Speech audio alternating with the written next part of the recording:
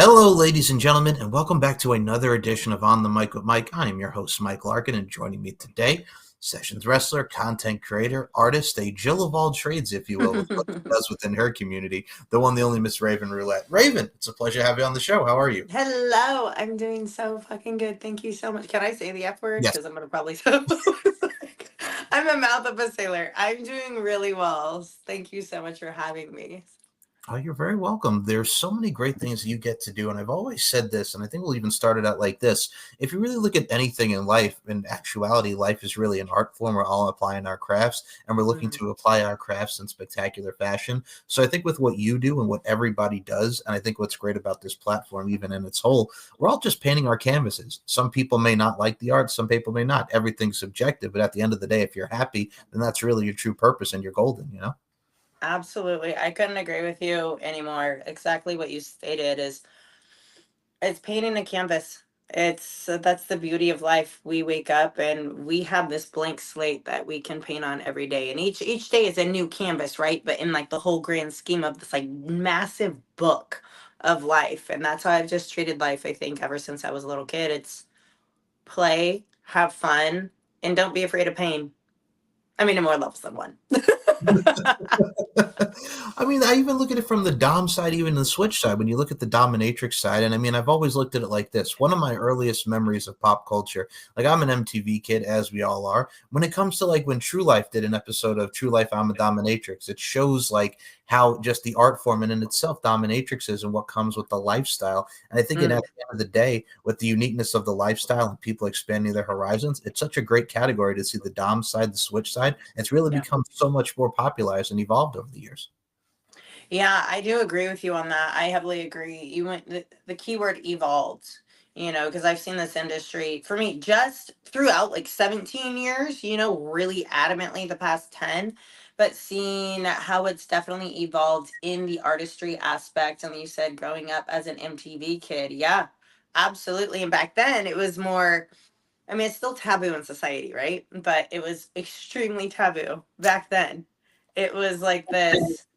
I remember seeing that and I was like, oh my gosh, like this is a thing. And I was so young, and now, and then when I turned 19, I was like, oh, I understand this world now. This is for me. I think that's the beauty of it. I think when we grow, when it comes to even just like sexuality, showcasing Mm, external beauty and our internal beauty and vibrancy, we really get to do this. And even in life, you always grow, you adapt, and you learn. And I think when you learn about the Dom side and everything that goes into it, especially nowadays, everything's more normalized. Everybody's really getting to showcase their fronts on different sites like OnlyFans, Fansly, ManyVids, really get to yeah. showcase what it is from the sensuality side, and really get to open up more.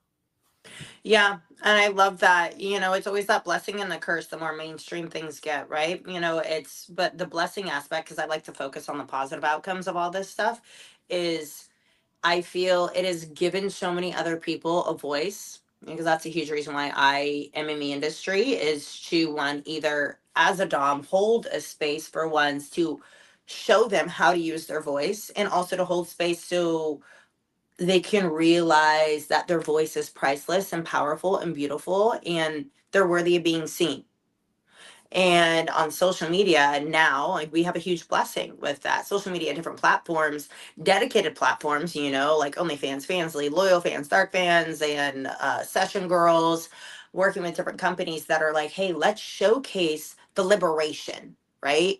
That's how I look at it, as it's showcasing your liberation of yourself as a being in whatever form that looks like. And if it's authentic, that's what's beautiful, and that's what's going to skyrocket you in this industry, really. I agree wholeheartedly. And I mean, I like how you mentioned even the positive side of the liberation feeling. I think in Yeah. today's day and age, what you're doing is, again, we always talk about your purpose and just if you love what you're doing and you're happy doing it, then that's the way to go. And I mean, when you look at sessions wrestling and everything, there's many different women with so many great body types and every style and aesthetic. And I mean, you, my friend, you got the tats, you got the aesthetic and everything from your external Thank you. side. You're very Thank welcome. you. It's a gravitational pull. So you're really bringing Yeah. people together. It's a community at the end of the day. It really is. And I love that you stated community, and I feel it's my aesthetics come from, I mean, hard work and dedication of like, say, physical aesthetics of like working out and training, but really it comes into leaning in to the wisdom of my body, leaning into the wisdom of my purpose, leaning into the wisdom of my path as a human being. And what I mean by that, because some people can take that as very like woo woo. I'm a very woo woo person. I'm a witch. So, hey. But at the same time, it's when we are able to show up authentically, authenticity will always be like this umbrella thing that I will always bring in conversations. It really is. Skill sets are important, but the authenticity in how we show up, and sometimes authenticity how we show up comes in how we look. I've always pushed the envelope. Like I love pushing the envelopes. Like I love human experiences. Going into different towns. A certain town maybe that might be more conservative than their way, and I love walking around with my shaved head and my tattoos and my crazy ass makeup and platforms, mainly generally to kind of like get the energetic feel to see how accepting people can be or how judgmental people can be. For me, I just find it a joy as a human experience, and if you're judged in life, I feel you're probably doing something right because you're not replicating everybody else and what they do. I love how you bring that up as well. I think authenticity and genuinity is keen in everything in life. Mm-hmm. I mean, in the world of what you do, especially with wrestling and Dom side, I mean, it's the two S's: safe and spectacular. Apply your craft in a safe and spectacular fashion. It's Mm-hmm. mentioned the creating art part of it, but the Dom thing, everybody always thinks of it as just like, the pain for pleasure, some 41 style type of days of the pain for pleasure. Yeah, So, I mean, but there's more to it it's than so that. true. They do. Exactly. But they just think it's more the pain. But I also look at it from a stance like you're someone's fantasy, to quote Mariah Carey back in the 90s. Like the fantasy and the overall that comes to life really brings people together from the clientele and community, like we mentioned. There's more to it than just the pain aspect, so to speak. Absolutely. Even if like just leading in with that pain, so I've studied psychology for many years, and I've been an NLP neurolinguistics practitioner of understanding neurological reframes and how the brain works in the psyche. And so I've applied all of my knowledge in my psych background into what I do into my dom work. And so to kind of tie in with what you stated, it's not just the pain aspect. Yes, do I have some clients, and do we have some clients that just love the pain? Yes. And that is their container, and that's what it is. It's very rare that that happens. It's pain is a portal, pleasure is a portal, right? So you have to genuinely really have two that exist at one, duality of it, to get the well-rounded encompass of a session for somebody. It's the education, it's the showcasing that, hey, you can use your voice, you have a safe space, you can stop a scene at any time. Here are your code words. I hold a space and I guide, but ultimately, if I am doming, the person who is on the bottom or the person who is my client, they gear the session by what their desires are, and I guide the session. That makes sense. So it's so much more than pain. It is empowerment, it is liberation, it is freedom, it is safety. It is teaching ethics and being consensual. It is opening up the mind and neutralizing and normalizing curiosity. It is, it's such an art that I feel every dominatrix should have the understanding of the emotional intelligence behind being a dom. It's not wielding a whip and flogging. Anyone can do that. It's not just pin holding somebody and scissoring someone. It's what's your intention behind what you do? That's what it is. I'll agree. And I have the visual. I mean, if you look at it in popular culture type of terms, back in the 90s, Madonna had that infamous video, Human Nature, Express Yourself, Express Mm. Yourself, where she's wearing like the leather and they have that Doms with the whips and stuff. But I think if you even look at the Madonna type of vibes, even in the Madonna video, yes, it showcased the dominatrix side, but Madonna's looking sexy. She's liberating. She's really just being her true Madonna self. So you see that in popularized culture, but you also take it into the underground realm of the Dom to really even the mainstream realm. We can learn something from everything, and there's levels and layers to everything that a lot of people really don't understand or really kind of miss the concept on, so to speak. I agree. It's those levels on those and those layers, It's like 7-layer bean dip, you know? Like, you see the container, you see the package, and you're like, oh, it's dip. And then like once you peer into it, right? Like you have to be curious. I say curiosity in kink is the most beautiful thing that helps eliminate shame and guilt. If you're curious, it eliminates shame and guilt because you're not judging. And so it's very layered. You know, there's different layers that I go through with clients or with filming, whether I'm again sessioning in whatever realm or if I'm filming porn. It's layers of safety, of trust, negotiations, testings, and safety in many different realms. Making sure someone is in a mentally and emotionally sound space. I'm not going to put somebody through a session, or I'm not going to be going and filming a scene. Maybe if I'm mentally and emotionally not in a safe space where it could possibly maybe trigger some past things, past traumas that I haven't worked through yet. And that's the same with a client. I will ask them, do you have any prevalent issues or traumas that could rise up to the fore with this and this modality? So it's very layered. I run things in a very precise way with clientele because the mental and the emotional health is of first and foremost. I don't just take in clients and just whip and flog them, send them away. I work with the emotional aspects and the mind and the heart. A lot of people come to me for trauma reframes. If they've gone through a trauma, we do trauma exposure in a very safe setting so they can reframe the shit that they've been through in a positive state. So that's just like a tiny example of one of the layers of what exists in this world, in the dom world, in the session world. I think it really goes into everything you mentioned from dom to sessions and the adult work. And I mean, I even say this, and I really, to go on to the point of the adult stuff that you mentioned, I look at it from a stance like this. It's like, it's not just you're sitting on camera and having sex. It's the point of like, you're building a foundation, you're building a relationship. And most importantly of all, you're building trust with the person who you're shooting with, or the person who you're sessioning with, the person who you're doming with. You're building a foundation. That's key. And I know a lot of people, again, will think of it as just like, oh, they're just having sex on camera. But if you've Yeah. had editing, lighting, and everything that goes into it, that is what makes the production, and that's what really makes the representation of your presentation, representing and presenting yourself well. I love that, the representing and presenting. Yeah, and you hit the nail on the head with this. It's the center focal point, I feel, which is the canvas, is trust. That's the baseline.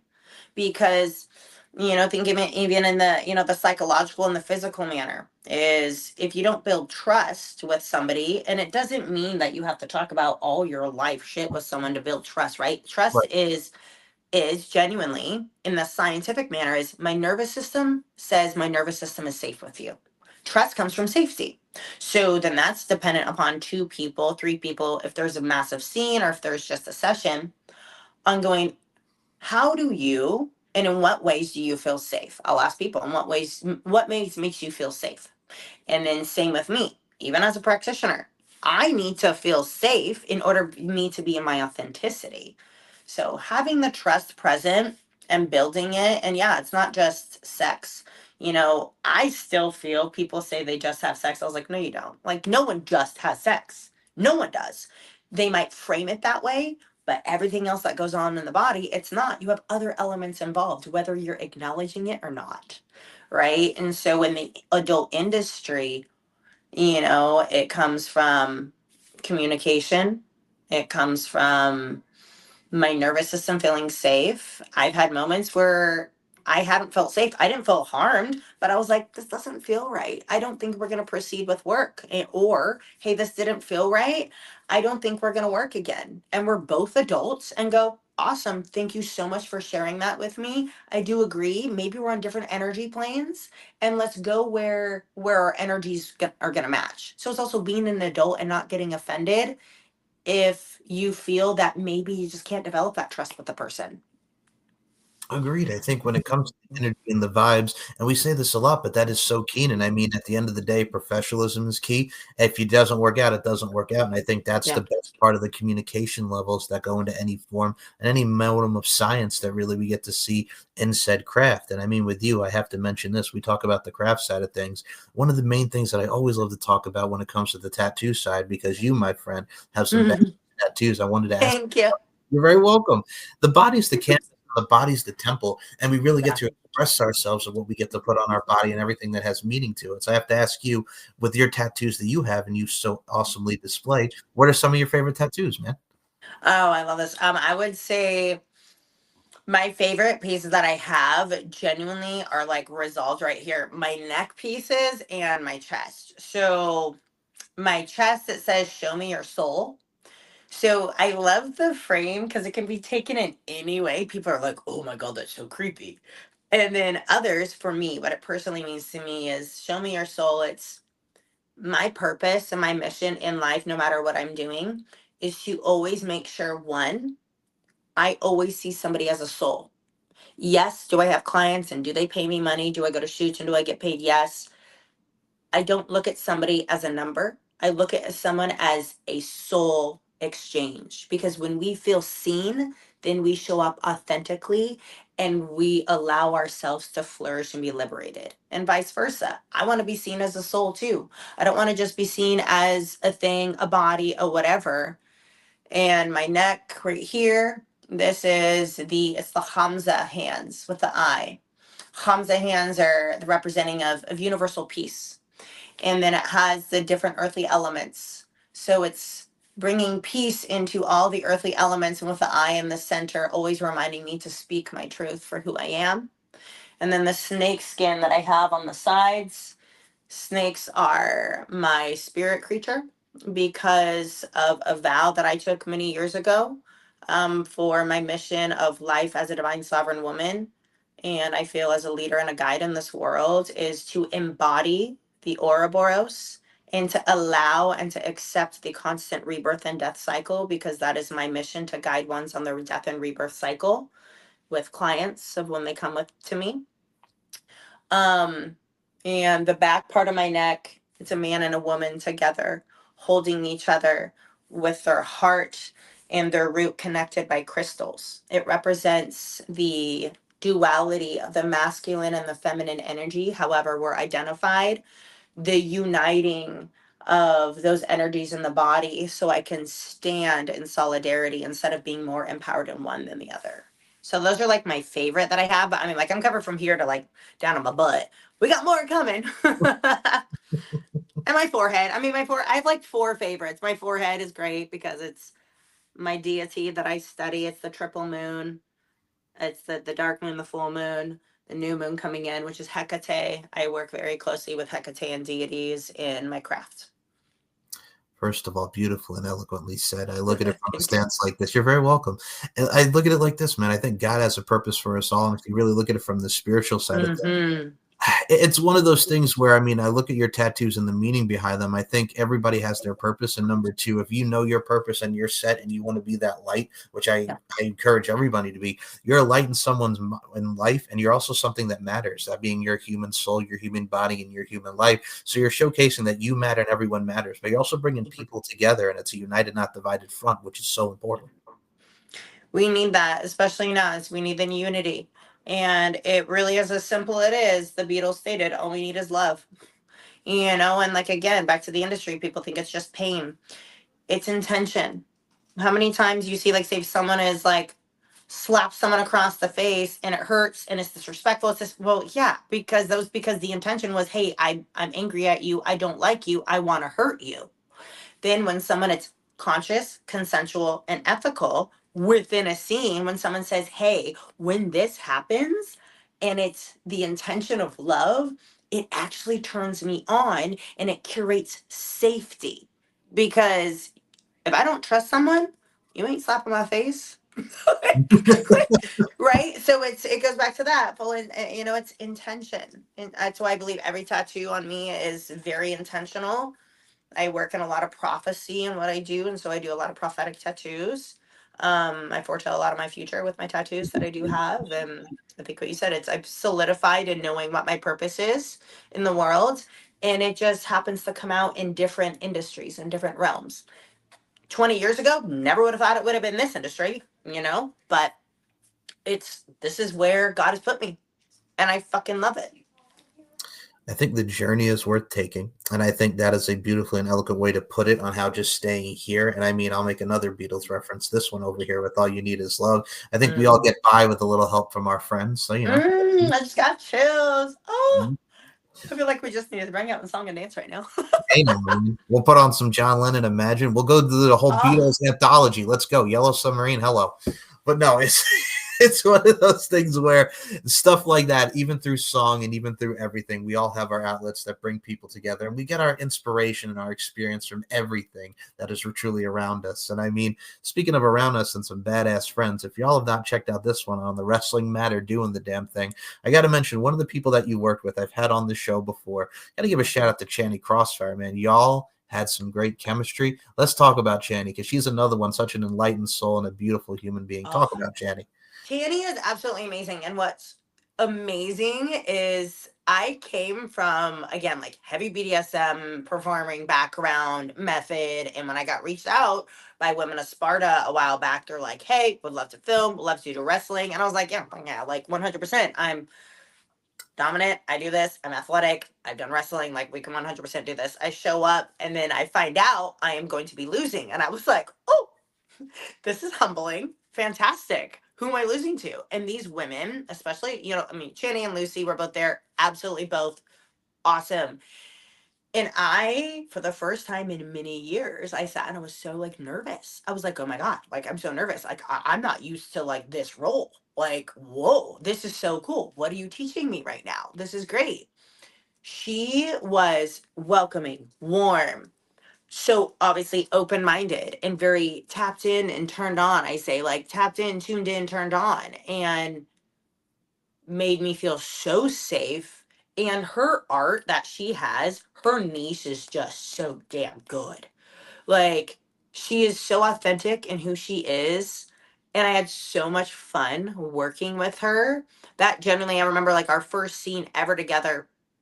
I felt so empowered in the wrestling world losing, right?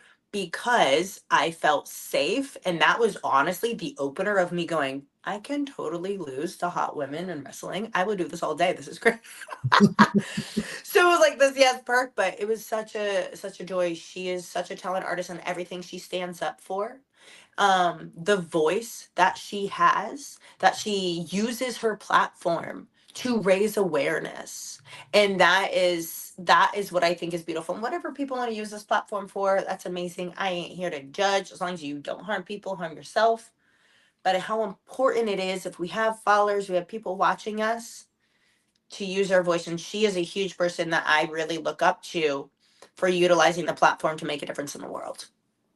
I agree. And I think that's one of the things I admire about people. I mean, I love the craft and I love the profession and everything that they do. But if they can use their platform for good, I mean, I've always said this even about myself. I mean, as podcasters, and I say this to any podcaster out there, you have the opportunity to give people the platform to tell their stories. I think that's the most important part because you may be unfamiliar with someone. Hey, you may be familiar with someone, but at the end of the day, you're curious to hear what they have to say, the insight and what their story is, because everybody has a story. And if you're able to go out there and tell it, then I think just put the chapters and everything together. Just read that doggone story is pretty much what the basis is.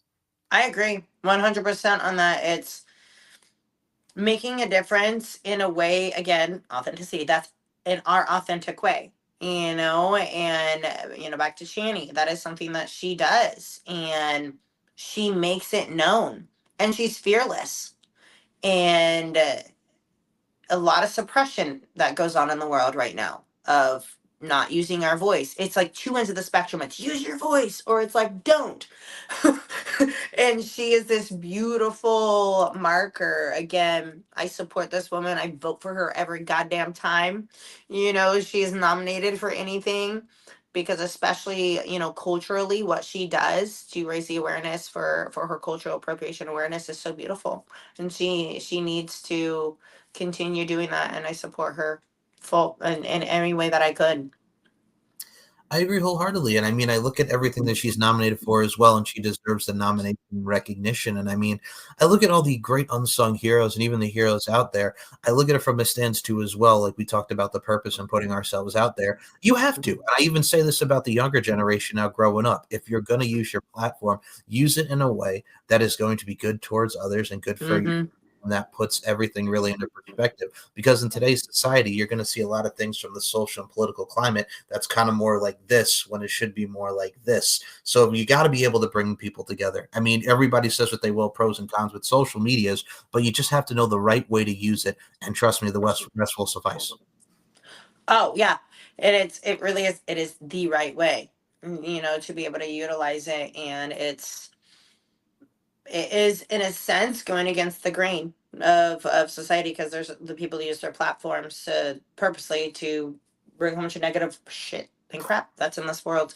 And if we as empowered beings, however we identify as, is to utilize it for this, to keep continuing to do it again, paint this canvas something pretty. There's already enough crap in the world. Watch us wrestlers and doms, and you get great fetishes fulfilled, and you also feel like you are filled with purpose.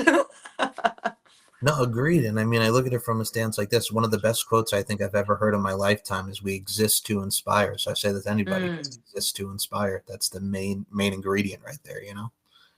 Existing to inspire. And a short quote to go along with that was, I was told by someone I worked with in the industry, he says, you know what I feel the purpose of life is? He says, I feel the purpose of life is to find your gifts and then help others find theirs and continue to give it away.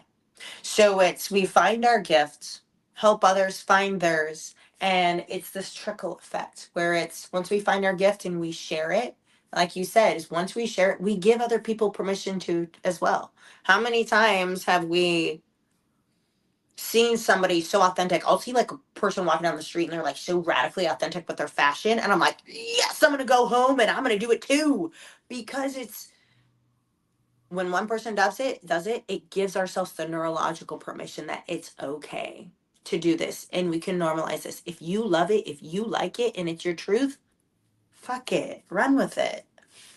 And it's funny, I'll even mention it like this. If you look at it in the music space, we just celebrated 25 years of Nelly's first debut album, Country Grammar. When Nelly first came out and he's talking about Down, Down, Baby, Yo Street in a Range Rover, this man had a bandage right here on his. Yes, And people started putting bandages on their face because I Nelly.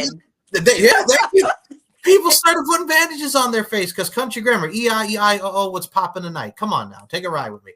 That Damn, I'm was gonna Nelly. listen to that song now. But that's the core, the smallest little subtlety, intricacy, and nuance Yep. people picked up on. Yep. It's, and again, he did it right. You do small things in a big way. That's what it is. But big things done in a small way don't work. Don't waste energy. Do small like that. And millions of people did it. I remember cutting off a white band-aid and like purposely putting it on my face. And my mother was like, what in God's green earth are you doing? And I was like, Nelly did it. I mean, we weren't allowed to listen to rap. I still did it. But Oh. thanks, Mom. You suppressed me. Look at me now. No, I get it. Trust me, I get it. I look at it from a stance like this. We all did when we were kids. We still listen to rap, even though, we know what we're talking about. I mean, even look at like Eminem, even just made you go up against the grain. I mean, he did everything that was from where he was to now. Still, we talk about Eminem all these years later. He's even adapted and grown as a person. Everything works, man. And I mean, even if you look at it from back in the day, I mean, you had everything from like when Joan Osborne was talking about what if God is one of us and her clip on. Everybody loved the clip on that she had on her nose. Like it worked. Like the little small aesthetics that we were focused on, it Yes. worked. It Ooh, helped. I got chills. I, Yes. yep. That's the thing. Nobody even thinks about that now. You know what I'm saying? Like the smaller things it goes, it works. It works. Because so many people don't, I think, not so many, a lot of people, they Yeah. don't pay attention to that detail anymore, you know? And I think that the true artists, one who are artists at hearts, we see it. We see that detail. We see the intention. Us, you know, who are creatives, who are artists, who develop, eh, we are successful because we pay attention to the details. And the details really are the niches. The detail is the niche and what catches on. So I do agree with you on that. I mean, even like we just celebrated, even going back like 26 years now, like when Britney Spears first came out with Baby One More Time. Damn. Well, I know, right? It's even crazy to think about, but damn it, it's great nostalgia and it still holds up. Like when Britney Spears came out with the schoolgirl attire, everybody talked about that Baby One More Time video, the basketball scene where she has the basketball, she's dancing in the gym, dancing in the hallway. Like that stuff resonated with people just because of the images of what it represented. And plus, Britney Spears was a little cutie beauty, so it went with the image of what the music was with pop music. Absolutely. And it was like, I think this is such a great example because, Brittany brought in all of those elements. One, insane work ethic, and I mean, yeah, insane work ethic and her beauty aesthetically. And when you're marrying it with what is huge at the time, which is pop music, especially 90s to early 2000s. And I remember after seeing that when I was younger, I mean, I would always, I was like, oh my gosh. And I was in school, like tucking my shirt in because I wanted to be Britney. Right. And it was the video wasn't about her outfit, but the video, that was the detail, right? What are the details? And because of that, it changed millions of people's lives and viewpoints on hot schoolgirls. And that was amazing. And then I pulled a Britney too, So it's Well, you're kind of in the "Gimme More" stage, which is still cool though. Give me uh more. Hey, still a great song. Still so 2007. good. It's what I looked that whole album up the other day, and I was rehearsing like some sort of dance scene, and I had my long black wig, and I was like, I need to go as "Give Me More" from Britney. I can totally pull this off right now. It's gonna come soon, maybe Well, in a scene. hey, that would definitely be dope. There's some creative juices flowing right there, man. Yes. But that definitely works. And I mean, I look at it from a stance like this too. We talk about evoking emotions and eliciting reactions. I think a lot of music videos don't even really Mm. do that nowadays. Because even if you look at music videos, you can, yes, say the imagery and how it was, how technology has advanced. It was kind of corny. But I mean, even you look at Britney, like when she slowed it down and she did Sometimes I Run, Sometimes I Hide. Yeah, Oof. white attire. She's on the beach with the volleyball and everything and the dog. Like, come on, man. Like that stuff hits. It's a ballad and it hits. So she evoked everything from different sections, different layers, different sides. It comes at you and it hits you right here. That's the main thing. That's it. It's invoking the emotion because there's layers like we talked about earlier. It's the layers. It's as an artist in whatever realm people work in, you have to go, okay, how am I going to immediately capture them, right? So something physical that they're seeing, then it's the, okay, how am I going to hook them? Okay. And then how am I going to make what I am doing right now relatable in everyday society? Like if I'm in a session and I'm like going around and I'm like eggplant banana, what's going to happen? They're going to be like, that is so random. That makes no sense. But guess what? When they're in the grocery store, they're going to think of me because they see an eggplant and banana. Right. So it's bringing in messaging and then it's hitting the heart first and foremost, invoking emotion. Exactly what Britney Spears did, right? She had this certain image and then she started coming out with the softer stuff and people were like, whoa. And she did it so perfectly. Great timing in her career. Even thinking like, even going along, even like the Lucky signs, like it was still faster paced, but it was about like, I mean, the challenges and the battles that she went through, people be like, oh, you're so lucky, you probably didn't do the work, kind of all of that, but she hit the heart of the emotion. So when we hit the heart of people, that is the hook and that's what's going to anchor them in, because what's in our mind fades, goes away. When it hits our heart, emotion is energy in motion. It's going to move through our entire system. Be heart centered as an artist, not head. If you're heart centered as an artist, nothing's going to stop you with your success. Agreed. And I mean, even if you look at one of the main lyrics in that song, if there's nothing missing in my life, then why do these tears come at night? Like stuff like that resonates with people, whether it be in the Hollywood realm or everything in life. We all go through something, and that's how we relate and correlate with one another. And I mean, I look at it from a stance like, dude, even on the sexy side. I mean, I remember as a kid, my mom and I still, God rest his soul, great music and the one and only Mr. George Michael when he was talking about I Want to Mm. Flex and Faith, even in the 90s when he had Fast Love in Your Eyes and everything that went into that song. I just want to have some fun. So you just added every layer from what George Michael did. Dude was a sex symbol, but also his music made you go up and you feel, you dance, what have you. That is the key layer of what makes a true and great artist. Absolutely. It's, being, and it's challenging to maintain the heart because sometimes as an artist it can become again redundant, right? But that's why ones like that I have so much respect for too. When you maintain the heart, and you can always tell when an artist has like lost it, right? Like you're like, yeah, they're not, their heart's gone and they're like pumping, they're pushing it just to push it, and then that's usually when they have their downfall, and then that's when people don't care about their stuff anymore because they're like, I'm just going to create just to create instead of I'm going to create with an intention, and if I'm not inspired I'm not going to. And that's a huge reason why I do appreciate and love the creation of Lady Gaga. She's been a huge inspiration of just like her life for me, of creating with intention and like, you know what, I'm going to take time off and take and heal so I can come back with even better art, more intentional and more heart centered, instead of just mass producing shit. Oh, What good does that do? I mean, it gets you out there, but then you lose it and you burn out as an artist. I know I've done that in this realm of what I work in. I've just push, session, recording, just to fucking do it because it was a dopamine hit. Then once I realized to stop that years ago, I've gained a lot more joy back in what I do. absolutely. I think you have to find the right balance and everything because there's balance. We've all been guilty of it. We always kind of keep going, like you mentioned, the dopamine hit. It's constant, it's the grind, and then we burn ourselves out. But I think if you have the right balance to everything, that really showcases in what you're doing. Instead of just wanting to do it just to do it, you set the time and you set the pace, and boom, you go out and do it, and you create perfection. That's really what it is. You're going out there to create perfection. Absolutely. And that's, it's our perfection is different for everyone. What is perfect in my eyes is imperfect in someone's, and vice versa. And our art, I feel things can be perfect in our own version. I heavily feel that.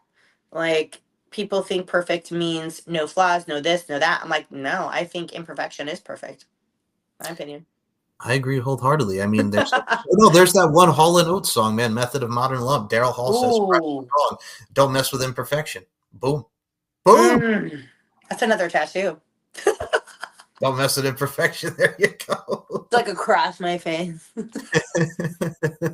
And plus, if anybody's never heard "Method of Modern Love" by Hall and Oates, it's a classic late '80s. Like, yeah, please. Go listen to that.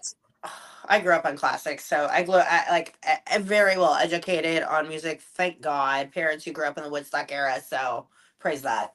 Mm, I'm right there with you. Like I said, there's a lot of eclectic music out there. Just go out and find what you like, people. There's so many different levels and layers to Yes. everything. There is. It's so Yes. good if you really look for it. And I got to tell you something y'all should definitely look out for here with this one over here. We got to put it over. Peter J. Hook, man, y'all had a woo sexy scene. Let's talk about this. We saw the images, we saw the clips. I gotta say, hot, intense, very passionate. I enjoyed the scene, man. Y'all really rocked it. Great chemistry on camera, man.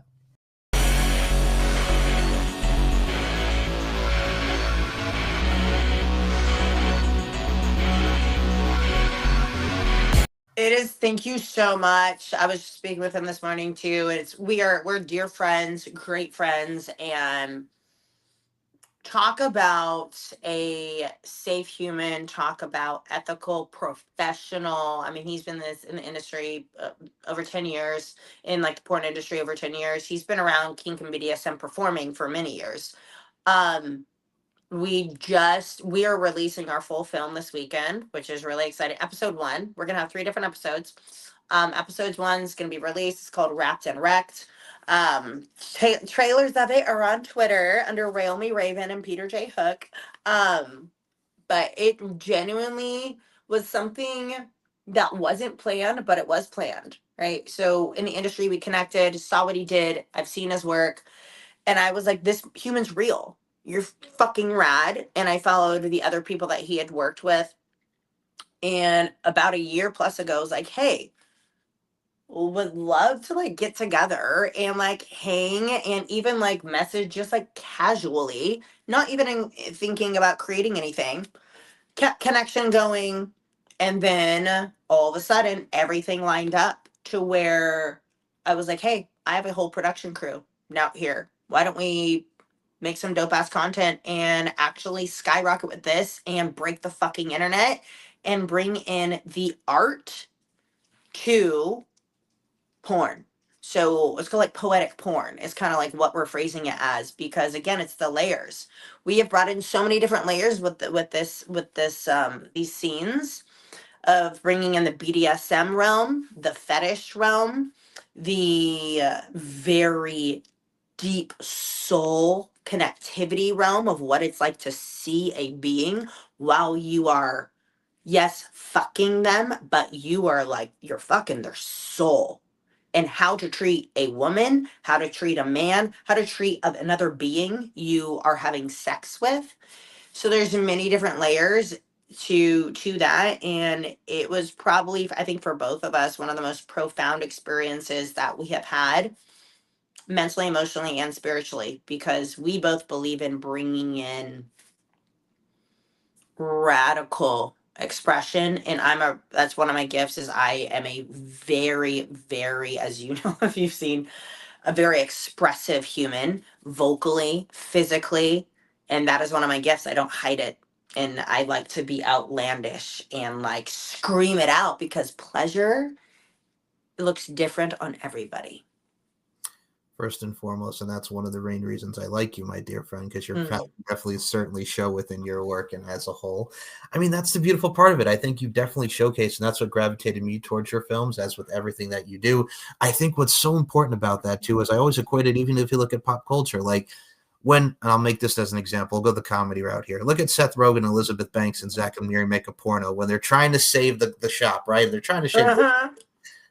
everybody is just doing it's just like, okay, to have sex, here's this thing. But when you have Seth Rogen and Elizabeth Banks who genuinely like each other and they have to do a scene with one another together, they're starting to have the funny little realm to it, the little comedic element. But when they get on the scene and they have sex, it's everybody's just like, because it's so deep in passion, they have that love and respect for each other, not just as Yes. friends, but not as roommates. They realize, I Yeah. really like this individual. So it Yeah. works.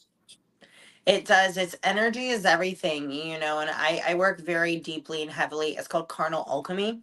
So it's sex magic. So essentially, in many different realms, but that is one of the main elements that I have a requirement for. If anybody I'm working with, that you have an attunement to your own desires, your body through and through. Anyone can perform.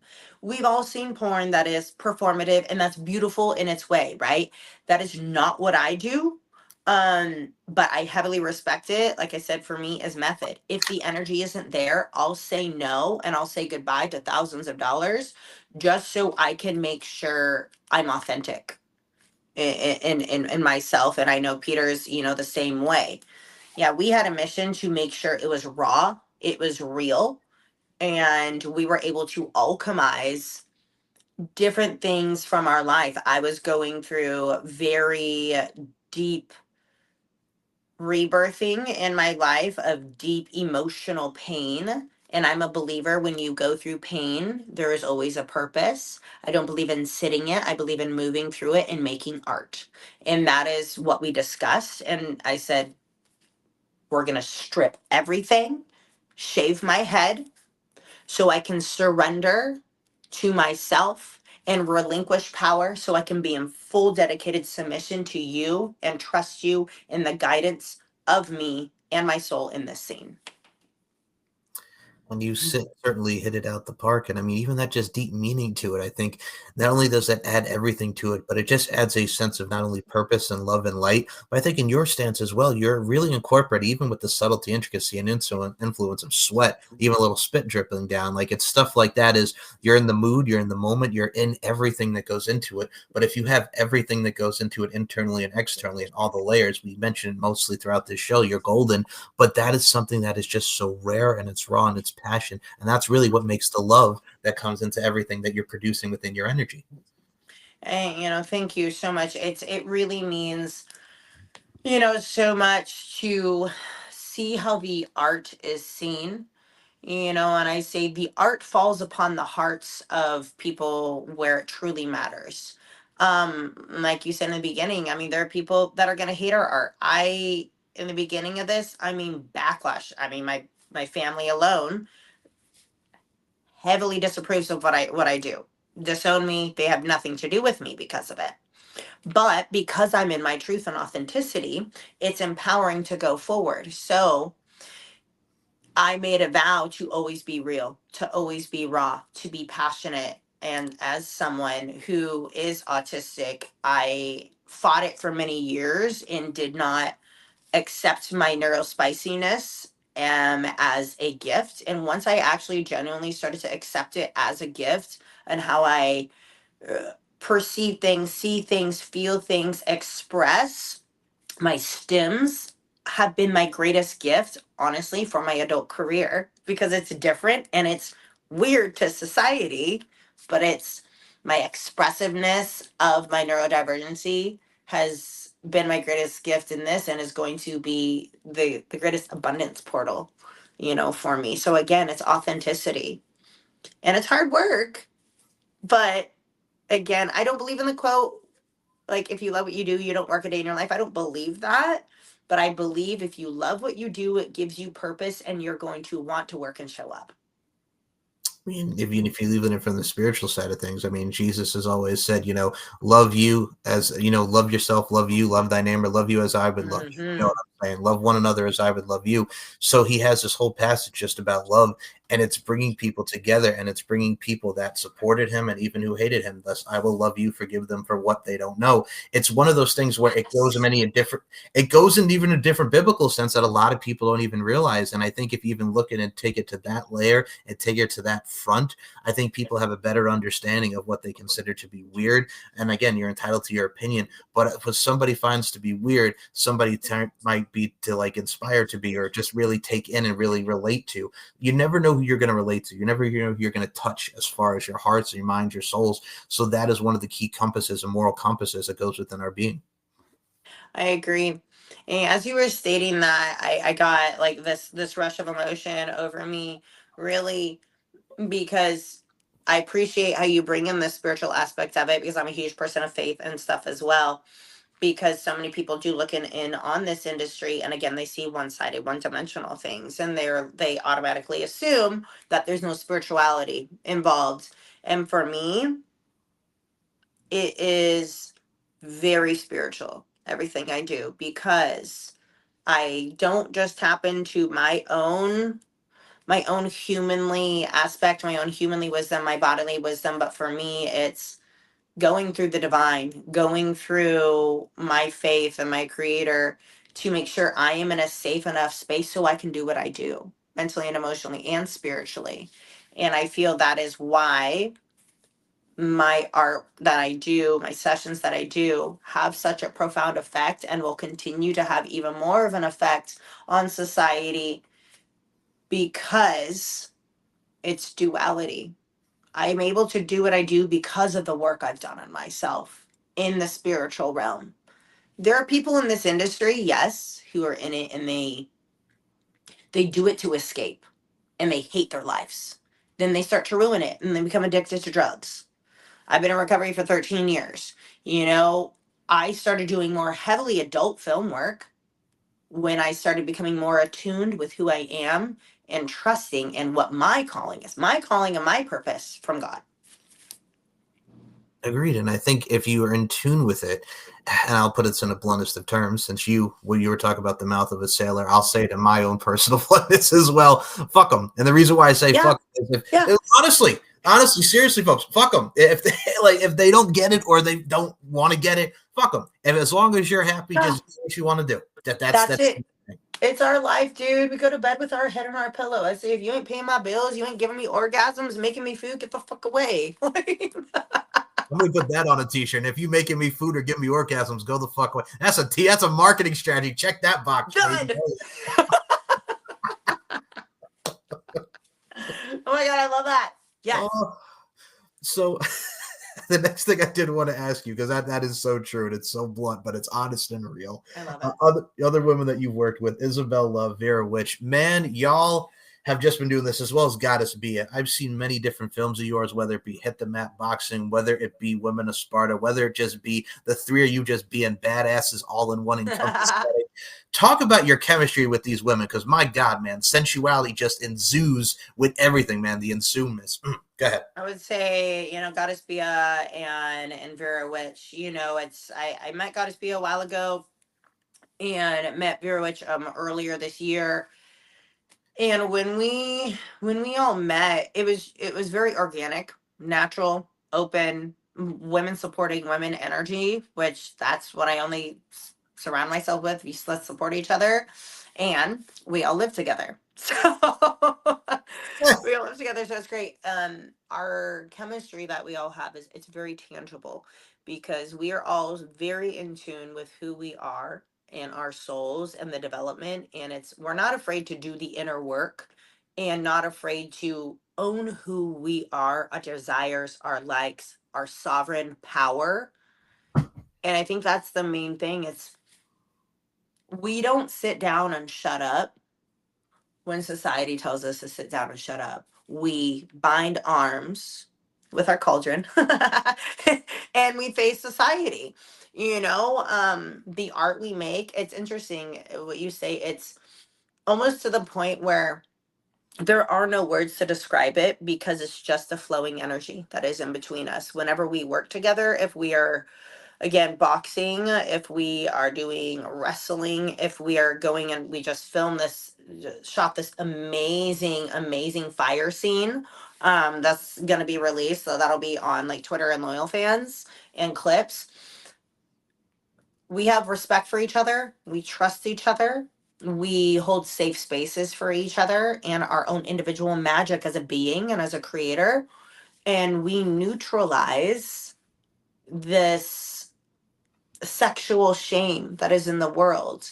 And all three of us women hold safe space for humans in different ways and in very similar ways. So our power together, I mean, it's ground shaking when we are together. And I think so because we don't step into this world as we're powerful women where we feel we have to share it. We just show up as it. And that's what brings it together and what people can see. We don't need to shout it from the rooftops. We just be. And that's what it is. I look at it from a stance like this. I think it's very sexy, but if you really look at how sexy is and sexiness or what encompasses it, I Yeah. think sexiness always comes in many different layers. Confidence, it could just be overall energy and everything. So I think what you're doing and what you three and capture, whether it just be videos, photos, what have you, that we see a lot on social media, it's sexiness of just, okay, we're beautiful, we're confident, and we're just us being us. And authenticity, like we mentioned earlier, there's so many things that go with sexiness. And I mean, I even remember back in the 90s, there was a song by an artist by the name of Amber, right? This was during like the Euro pop invasion in the 90s, so to speak. She always had that one song, The Way I Feel Is Sexual. He just can't be Mm, sexual. The Way I Feel Is Sexual. There's so many different layers to how that really means and how people can relate to that. There's so many different layers and levels of sexiness. yes. And it's absolutely, and again, it's, sexy is different for everybody. And sexy, again, it's a blanket statement and layered, right? And I think it's when you embody your own sexy, that's what's sexy. And our own sexy can be different. Like I'm a queer pansexual. And so sometimes I'm hyper mask and sometimes I'm hyper femme and sometimes I'm not. And then, we have different elements of us three girls, who, Goddess B is definitely more of the, what do we, because it's such an interesting way of how to phrase it in society, the mm, more goddess like energy. And then we have me, I am usually more of the darker energy. I work very well with death because I understand it and work well with shadows. And then you have Avira who really does the utilization of both of those energies. And so back to the root, when we understand our sexy and we develop our sexy for us, and maybe our sexy is wearing a tracksuit one day. Maybe our sexy is putting a whole bunch of makeup on one day. Sexy is for us, sexy isn't for the public eye. And that's when it's universally sexy. When you're like, this is me, this is my sexy, whether it's brain, whether it's heart, whether it's physical aesthetics, that's what it is. Absolutely. I think you never know, even in relationships or in life, you never know who you're going to attract. And I think that attraction's there. And I think that attraction is consensual. It's everything that goes into that attraction that makes it worth having with the people that you have in your life, and also the surroundings and the company that you keep. And I think the three of you together and the company that you have is superbly wonderful. And I mean, I look at it from a stance like this too, as well. Not only are you doing your thing as far as adult stuff, wrestling stuff, and just being the badass that you are, got to ask you about this as well, because you've also posted on social media. Let's talk about the poetry side of things, man. You got your erotic writing going. Damn. Yeah, we'll talk about it. How Yeah, did it come to fruition? Go ahead. this is this is my passion. And like I have so many passions. I'm a passionate person. I've written poetry ever since I was probably in kindergarten. Wow. Because I would go through being hyperverbal and nonverbal with my autism growing up, and I didn't know how to express myself and or express emotions, very different than nowadays. But the only way I was able to express myself and not it build up inside me and cause me to stem, seize, and shake was poetry and dancing. Those were the top two. And so poetry, even though it's words, I didn't know how to say those. And so I started, and it started as more of like a working through a therapeutic modality for me, and then like rhyming. And then over the years, I started to realize my gifts in prophetic poetry and erotic poetry, that I am living, breathing sexual energy, and I strive to normalize and neutralize that in the environment, and that's how I show up, and that's how I write it. So I've been working on a book. I say my whole life, but like I've been working on this book probably for about 2 years, and I actually, for the first time in October, I am performing at this amazing erotic ball, which I usually do aerial shibari and go crazy and elaborate. I am getting flown up to perform in a spotlight my erotic poetry.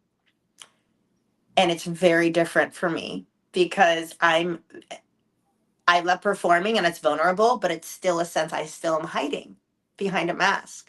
And so this erotic poetry that I get to read is going to be brought into a mini playwright. So the journey of this has been phenomenal. My greatest pains that I have been through in my life have turned into poetry. And honestly, genuinely, out of everything in this world, I would say that wholeheartedly through and through, place my hand on a Bible, that genuinely is writing and poetry has saved my life. And it has helped me find who I am. I would not be here without the ability to write. And so this is something that is very exciting within a year because I want to do this right. This book will be published. So I do poetry slams. I'm doing one Sunday up in LA at Poetic. So I do poetry slams, I recite my poetry, and it's normalizing and neutralizing also our shadows, our darkness, and making something beautiful out of it. So, what I do in sessions and I'm performing is what I put into poetry. I make it very visual, very deep, so it can pierce the soul of a person. So, yeah. I think that's wonderful. And also, I mean, you look at the great poets like the great Maya Angelou, you think of Edgar Mm, Allan Poe with The Raven. There's so many things that go into fruition. I mean, I remember there was this one episode as a kid. For those that remember the famous Jet Jackson that used to be on the Disney Channel back in the day, Lee Thompson Young, who's the main character, Jet Jackson, he was doing Edgar Allan Poe's The Raven, but he did it and recited it very quickly like a rap. And the teacher, and he gets upset. He's like, what are you doing? Why are you not taking your time and saying the poetry, like, enunciating the poetry? He's like, well, I added my little style to it. And then as you get towards the end of the episode, he apologized because he's like, I mistook the fact that your rap, you incorporated rap, which in rap in itself is urban poetry in yes. itself. And that, so you learn lessons of how many people style and they use the enunciation of their poems that really sticks with people. So there's so many different layers, even in itself, the poetry, that people see the romanticism and just the overall beauty that comes within the words. I agree. And that's, again, it's art is subjective. Art, people some love it, some don't, and it's all different. And it's poetry. That's the beauty. There's thousands of different styles. When I first started going to poetry slams years ago, I'd be like, oh my God, I don't do this and I don't do this and I don't do that. And I had my mentor was like, you're right, you do you. So that's probably a good thing, right? So it's different styles. Like there's haiku and then there are rhyming. I call myself a word witch. Because I work really well in rhymes. I know how to rhyme and do metaphors and similes and illustrations. I speak in illustrations because I like to make things like Jesus. That's how I grew up, was taught as, like Jesus, like have an illustration, have a metaphor. So it's relatable to the people. Right. And so the flourishing of this book really came from the deepest and the darkest of pain that I went through this past 2 years. And again, our greatest pains create the most beautiful poetry. And it's all subjective. What is beauty? I say some of my poetry is beautiful. I've read it to some people and they say it's disturbing, disgusting, and dark. And I say, thank you so much, because that means I'm doing something right.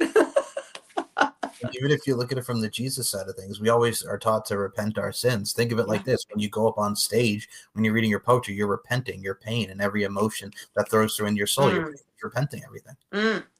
That is the most beautiful way to put that. I really, wow. We need to put that in a shirt. That's a moment. Holy shit, Michael. I mean, it's the truth if you really think about it, folks. We're always Yeah. taught to repent and prayer and just do everything. What you're doing is you're pretty much repenting your soul and saying everything how you feel. It's very therapeutic and cathartic, but you're doing it in a microphone and how other people can gather around and listen to you. So it's a plus. It's an art form in itself. I mean, You poet, you. hey, I'm a poet and I didn't even know it. Thank you, man. Yeah. No, Hey, you just rhymed. I mean, if you look at it from the comedic aspect, I'm not gonna lie. I mean, it's not like Jonah Hill in 22 Jump Street where he's oh god, the very where he goes up and does the slam poetry with the girl who passed away, and she's like, "Oh, this is what she used to do. She used to take the poetry class," and he's just like, "Cynthia, Jesus died for our Cynthias." Like, it's funny, but they added a comedic twist to it, and also it's Jonah Hill's like, Yes. yes, Jonah Hill's like, I have no idea what the hell this slam poetry is, but hey, I gotta think of something.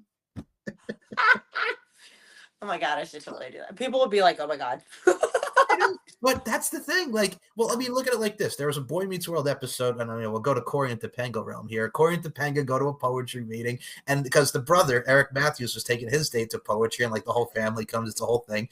The dude who's just sitting there, he just goes, it's that, the Uh-huh. peaches, peaches, nibble, nibble. And that's literally all the dude is saying is peaches and nibble. But the way he's saying it conveys, and everybody starts kissing and making out. It's the drum thing and everything that goes with it. It works. It works. Yes, it does. God. Oh, I miss that. Boy Meets World. Topanga, what? That girl, that woman. Mm. Danielle Fishel still looks gorgeous to this day. She is stunning. And like this gorgeous natural beauty, like stunning. I'm like playing back the scene of her, like just like putting her hand through her hair and it just like falling over. This one over here. Hello, bye-bye. I'm so at the mall. This woman gets a haircut and she's just ready to take down the town. Friggin' toes are sparkling. Hello. Let's go, girl. Yes. There we go. But no, that's the stuff too. It works, man. Everything. It You're gonna does. find everything that correlates with everybody, and it's wonderful. It's absolutely wonderful. I do agree. And it really is, I think, the blessing of all the canvases that we get to paint in the world. Like you alone, you're painting this canvas with your podcast that you're doing, giving us this opportunity, right, to like speak and to share our truth and to have people see beyond the industry. And I think that's the greatest gift I think that I've received. I've had a former partner that was very not into this lifestyle, and they were a marine, served our country very beautifully, and they, once we parted, all amicable and beautiful, once we parted, was he stated he thanked me for showcasing and educating him behind what this industry is, because I mean obviously he sees everything that I do, and opening up this realm where again it neutralizes and it normalizes, where there are so many other layers that go on behind, like we're real humans, and a lot of people think I am Raven Roulette, Dommy Mommy 24/7. Do I live the code of the ethics and the lifestyle 24/7? Absolutely I do. I will always do that. But I mean, this is like 40% of my time. When I go out, I perform and I session, and the other 60% is I look like a little gremlin doing admin work, you know?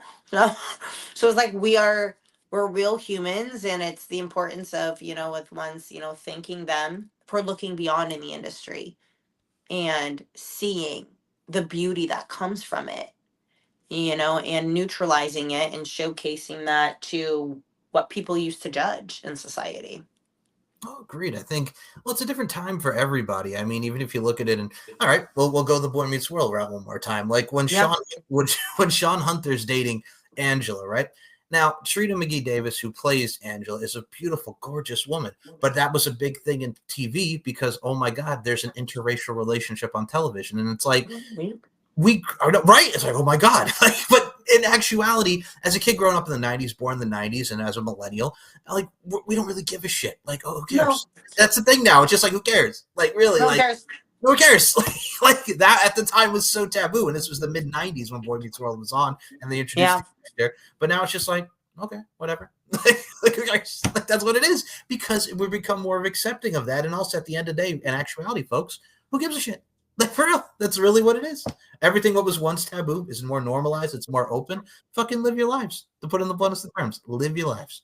And that's just it. And I've always been drawn towards ethical taboo. My whole life, like the weird, the oddity again, and the normalization of it. And it really is what you said, that statement, who cares? And I look at it as there are some people who just want to be involved into other people's lives because they care so much, because they hate their lives so much. Like I would get it on social media. Every once in a while I get like a massive like hate that comes out every once in a while. Not that much anymore at all, really. I used to. I've gotten deleted off of Instagram 6 times, you know, because of people pushing hate. People, they're like, I hate what you do. I'm like, then don't watch Don't me. watch it. Then why are you still here? But people gain joy off of indicting misery on other people's lives. And that, I just observe it. I say, observe, don't absorb. Observe people's opinions, don't absorb. Yes, we're human. Maybe it might affect us sometimes. Now, for me, approaching my 40s, I don't give a fuck. It started for me. I just turned 33, so I am. Yes. Thank you. I'm right there with you. It's like, how many times people called me ugly in my life or nerd, and I'm like, whatever. I'm like, first of all, Okay. Okay. okay, So, sure, you got me. Fine. Oh boy, no. I mean, I oh look at. man. Oh man, you know what it is too? I think people are so self-absorbed with this high school.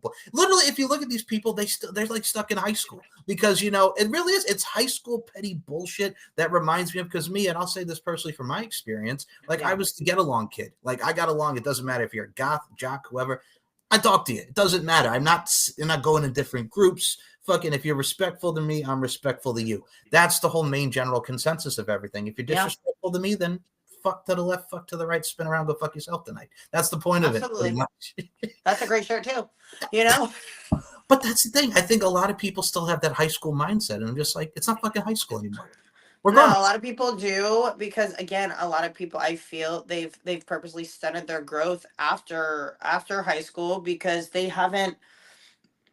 Welcome to the real world, motherfuckers. It's like, I mean, I know for me, I don't even do I don't even think I talk to anybody from my high school anymore. I don't talk to anybody from.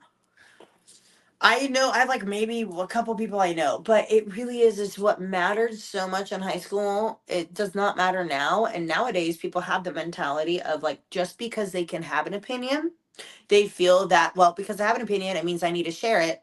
No, it really doesn't. Just because you have the right doesn't mean you should express it, right?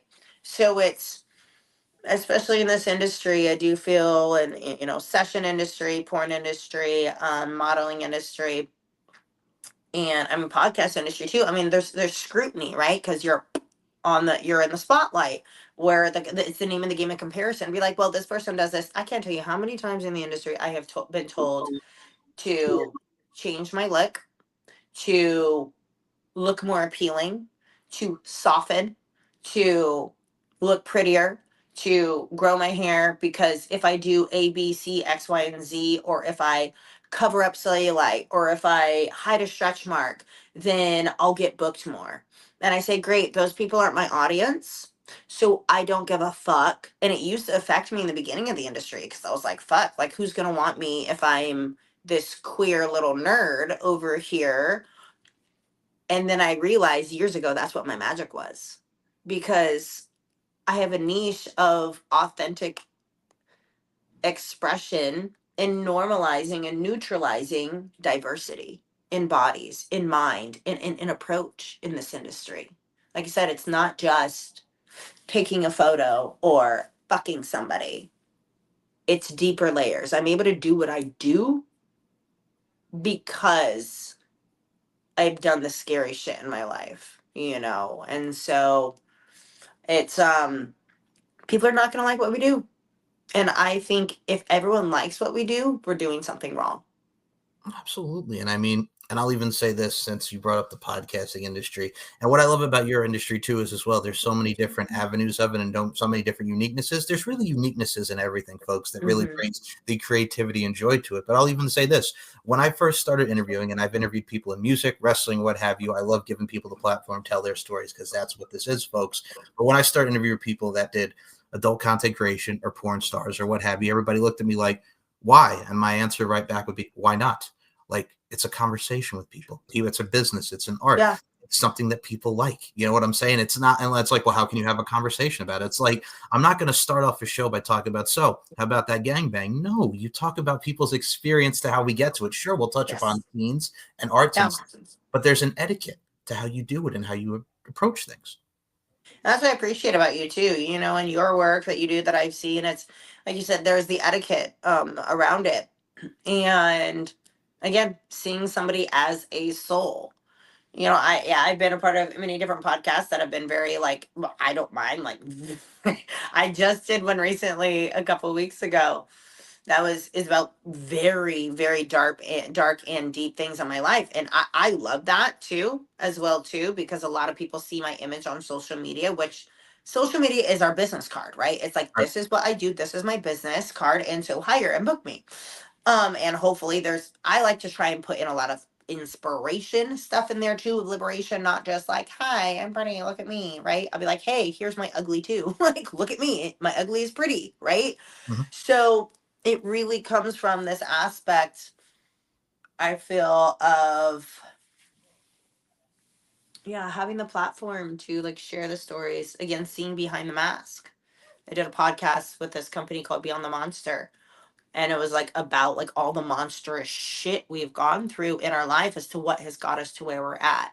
So like what you do, it's like it's the layering, and it's the telling of the story, and it's like you said, is why not? We're all human beings, and hearing people's stories, because we never know that maybe one person hears a story and then all of a sudden it affects them and it causes them, sparks them to live their truth, right? And I feel that's what our purpose should be. It's help people find their purpose. Agreed wholeheartedly. And I think our purpose, like we mentioned in the earlier, folks, is to exist to inspire. And our purpose is to put out great content and put out everything within our words and our actions. One of the things I'm even about, and I've used this in my bios, like ever since I started podcasting, even more the later years, I think it's all about inspiring through our words and our actions. And that is definitely the most key to everything that makes up our overall spirit and our vibrancy. I agree. I heavily agree. And it's the marrying of both of those, right? It's our words and our actions together. Because words are cool, but without action, it doesn't mean anything.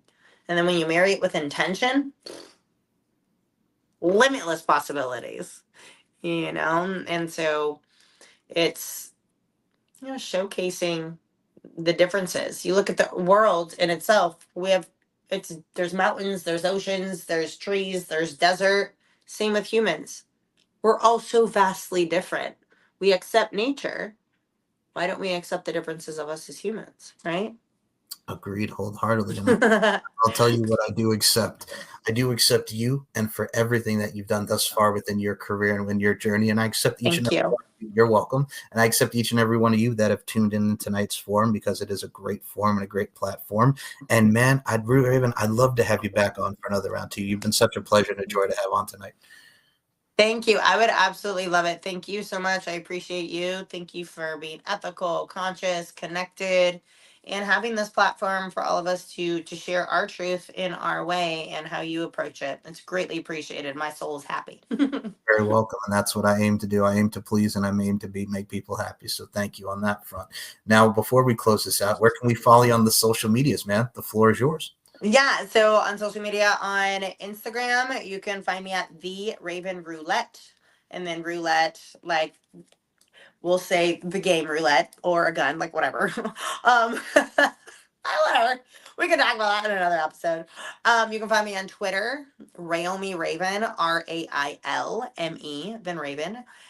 You can also find me on my Clip store. I'm on Clips for Sale. I have a lot of my content up there as well too. We're doing a mass upload.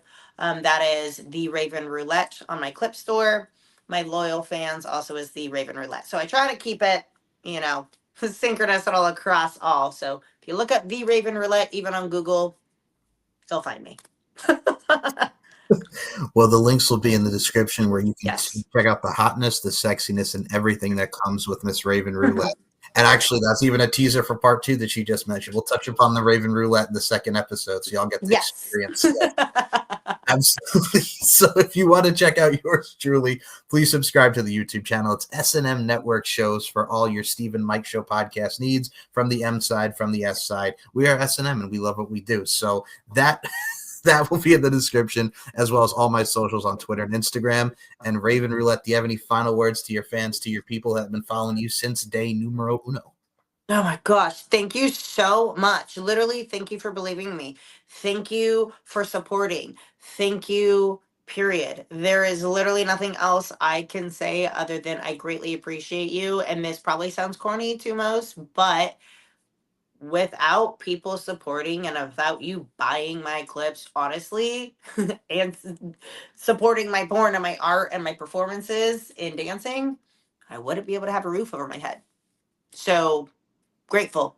Everyone needs to be grateful for the ones that support. We are the artists, but you guys are the ones that help me continue to make art by giving me the finances to keep a roof over my head. So thank you. Beautiful and eloquently said, and very inspirational in your words. When you mentioned porn, I gotta tell you something right now. We'll make another comedic reference here. It's almost like Paul Rudd in The 40-Year-Old Virgin. You got a big giant box of porn, Andy. Here it is, Boner Jams 03. This is just some of the scenes that I was really into in the summer of 2003. I digress.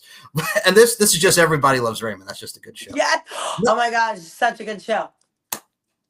That's what makes the scene, because he's like, Boner Jams up 3. That's just Everybody Loves Raymond. Like porn and Everybody Loves Raymond. Come on now, man. Give me some Ray Romano action. I love Doris Roberts. God rest her soul. Hell yeah. Oh my goodness gracious. I'm so here for this. Yes. So with that being said, folks, life is an art form. We're all applying our crafts. Continue to apply your craft in amazing fashion. And much like my mindset, and much like the emotion behind everything that I do within this thing called life, beauty, strength, and dominance, the 3 key elements that make women the work of art that they are. And Raven Roulette, I include you in those sentiments. Thank you so much for your time. Thank you.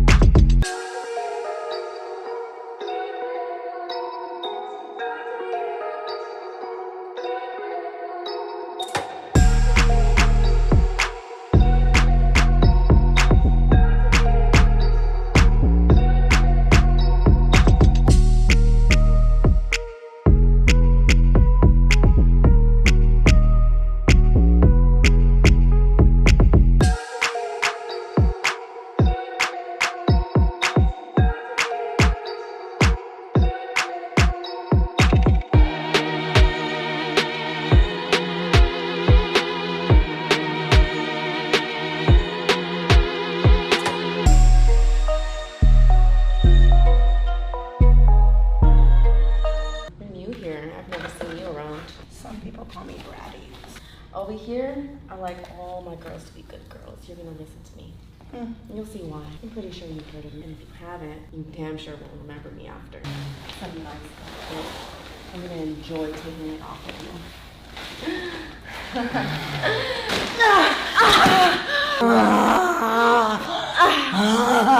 you.